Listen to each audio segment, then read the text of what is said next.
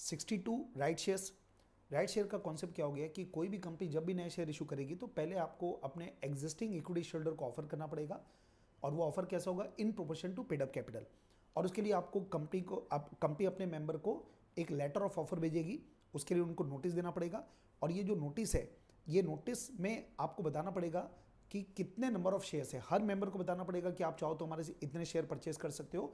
और ये notice it shall be dispatch at least 3 days before the issue of before the opening of offer. Offer open होने के कम से कम 3 दिन के पहले आपको नोटिस भेजना पड़ेगा। नोटिस भेजने के तरीके, ऑर्डिनरी पोस्ट नहीं चलेगा, registered post, speed post, electronic mode से भेज सकते हैं, आप कुरियर से भेज सकते हैं, या कोई भी प्रूफ जिसमें हैंड डिलीवरी, जिसमें प्रूफ हो आपके पास। प्राइवेट कंपनी में अगर 90% लोग ऑफ द मेंबर्स, कैपिटल नहीं मेंबर्स, अगर तैयार हो जाते हैं राइटिंग में, इलेक्ट्रॉनिक मोड में, तो 3 दिन से कम पीरियड की भी नोटिस भेज सकते हैं। नेक्स्ट पॉइंट है कि ऑफर कम से कम कितने दिन के लिए आप दोगे।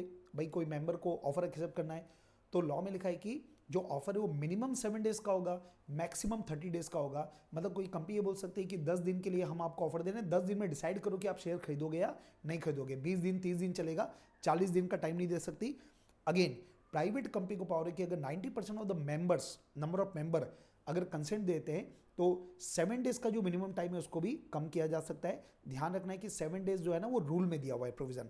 फिर जो मेंबर, जो कंपनी के जो मेंबर है जिनको राइट ऑफर दिया गया है, वो मेंबर अपने इस राइट को किसी और के फेवर में रिनाउंस कर सकते हो। कोई भी पर्सन हो सकता है, अनलेस आर्टिकल अदरवाइज प्रोवाइड, मतलब आर्टिकल साइलेंट है तो भी आप राइट रिनाउंस कर सकते हो।